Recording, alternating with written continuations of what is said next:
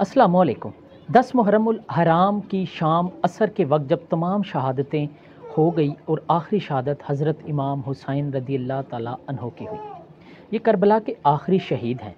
इनके बाद खैमों को जला दिया गया और अहले बैत के तमाम पाक दामन बीबियों को और बच्चों को इब्ने ज़ियाद के महल के अंदर कैदी बनाकर ले जाया गया।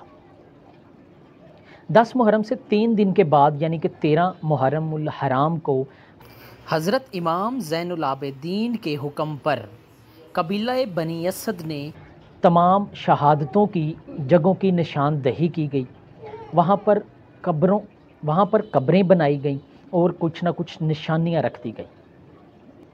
ये तमाम काम एक कबीला बनी असद के ज़िम्मे लगाया, जिन्होंने ये तमाम काम सर अंजाम दिए। ये एक बहुत ही पुराना कबीला था जो अहले बैत से मोहब्बत करता था और वहीं पर मुकीम था। इस कबीले के लोगों ने खजूर के 4 तने हज़रत इमाम हुसैन रदी अल्लाह ताला अन्हो की कब्र मुबारक के गिर्द लगाए और ऊपर खजूर के पत्तों से एक छत बना दी। ये वो पहला स्टेप था जब हज़रत इमाम हुसैन रदी अल्लाह ताला अन्हो के रोज़ा मुबारक की तामीर का आगाज़ हुआ। इसके बाद दूसरे मरहले की तरफ आते हैं। सन 65 या 66 हिजरी को जनाब मुख्तार सख्ती के जनाब इब्राहीम बिन मालिक अश्तर के बेटे को कब्र अक़दस के गिर्द 4 दीवारी और मस्जिद की तामीर के लिए करबला भेजा और इस वक्त ये तामीर मट्टी के गारे और ईंटों से की गई और हज़रत इमाम हुसैन रदी अल्लाह ताला अन्हो और जनाब अब्बास रदी अल्लाह ताला अन्हो की कब्रों के गिर्द एक गांव भी तामीर किया गया। इसके बाद तीसरा मरहला शुरू होता है। तीसरे मरहले में कमोबेश सन 171 हिजरी 814 ईस्वी में अब्बासी बादशाह हारून रशीद ने हज़रत इमाम हुसैन और हज़रत अब्बास अलमदार के रोज़ों समेत पूरे करबला को मस्मार करवा दिया और हज़रत इमाम हुसैन की कब्र मुबारक पर हल चलवा दिया। कब्र के करीब मौजूद बेरी के दरख्त तक कटवा दिए गए। चौथे मरहले में जब 198 हिजरी को मामून तख्त नशीन हुआ तो उसने अहले बैत के लोगों को अपने करीब करने के लिए हज़रत इमाम हुसैन रदी अल्लाह ताला अन्हो के रोज़े की दोबारा से तामीर करवाई। उसका एक मकसद सियासी भी था, क्योंकि वो अपने भाई को कत्ल करवा चुका था और उस सियासी खलफशार को निमटने के लिए उसने ये काम किया। अब 5वें मरहले में दोबारा मौला हुसैन के रोज़े को शहीद कर दिया जाता है। इसकी बार सन 232 हिजरी 814 ईस्वी को मतवक्कल, जो कि अब्बासी बादशाह के तख्त पर बैठता है, मतवक्कल हज़रत अली से शदीद बुग़्ज़ और हसद रखता था।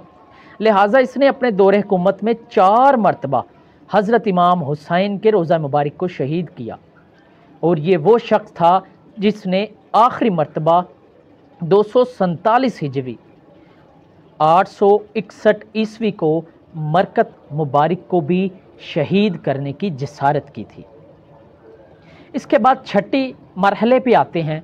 छठे मरहले में सन 232 हिजरी और 862 ईस्वी में अब्बासी बादशाह मुंतसर ने जब हुकूमत संभाली तो उसने हज़रत इमाम हुसैन के रोज़ा मुबारक को बहुत खूबसूरत अंदाज में तामीर करने का हुक्म जारी किया।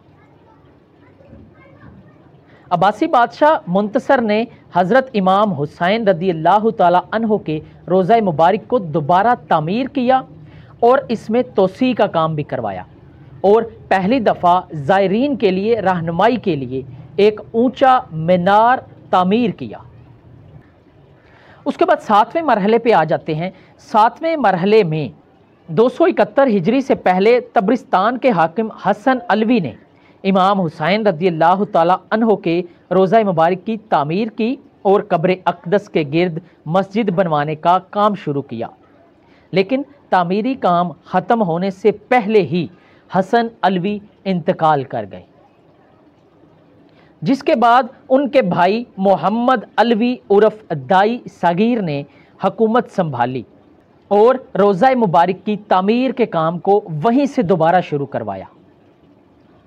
280 ہجری 893 عیسوی میں یہ کام مکمل ہوا اور قبر اقدس کے اوپر ایک بڑا گنبد بھی تعمیر کروایا گیا۔ حرموں کے گرد موٹی دیواریں بنوائی گئی اور زائرین اور مجاورین کے لیے گھر بھی تعمیر کروائی گئی، جہاں پر وہ قیام کچھ روز تک قیام کر سکتے تھے۔ اس کے بعد 8ویں مرحلے کی طرف آتے ہیں۔ سن 368 ہجری 978 عیسوی میں جنوبی عراق میں واقع امارت البطاح کے حاکم عمران بن ہاشم نے حضرت امام حسین رضی اللہ تعالی عنہ کے روضے کو دوبارہ سے تعزین و آرائش کا حکم دیا۔ اس تعمیر میں روضہ مبارک سے ہٹ کر حرم کی بھی تعمیر کی گئی۔ اس کے بعد آ جاتے ہیں 9ویں مرحلے کی طرف۔ سن 369 ہجری سے لے کر 372 ہجری تک امام حسین اور حضرت عباس علمدار کے روضہ مبارک میں عباسی حکومت کے وزیر اعظم غد الدولہ ابن رکن الدولہ نے مختلف تعمیری کام کروائے۔ انہوں نے حضرت امام حسین اور حضرت عباس علمدار کے روضہ مبارک کی جدید تعمیر کروائی اور ان کا ایک مخصوص حرم قائم کیا۔ زائرین کے لیے بہت اچھے انتظامات کیے گئے۔ اس کے بعد باری آتی ہے آخری اور 10ویں مرحلے کی۔ سن 740 ہجری 1339 عیسوی سے لے کر سن 790 ہجری 1388 عیسوی تک سلطنت جلاریہ کے بادشاہوں کی طرف سے حضرت امام حسین اور حضرت عباس علمدار کے روضہ مبارک کو دوبارہ سے اعلیٰ تعمیری بنیادوں پر تعمیر کیا گیا، اور تعمیر کا یہ کام سلطان شیخ حسن حسین ابن اقباہ، سلطان اویس، سلطان حسین ابن شیخ حسن کبیر اور سلطان احمد بہادر خان ابن اویس نے کروایا۔ آج نظر آنے والی دونوں روضوں کی عمارتیں انہی بادشاہوں کی بنائی ہوئی ہیں۔ اس کے بعد وقتاً فوقتاً اس کی تزئین و آرائش کا کام جاری رہا، جیسا کہ حرم کے سونے کے دروازے لگائے گئے، گنبد پر سونے کی ٹائلز لگوائی گئیں اور زری مبارک سونے کی لگوائی گئی، اور یہ جدید تزئین و آرائش آج تک جاری ہے۔ اسی خوبصورت معلومات کے ساتھ اسد بشیر کو اجازت دیں۔ خدا حافظ۔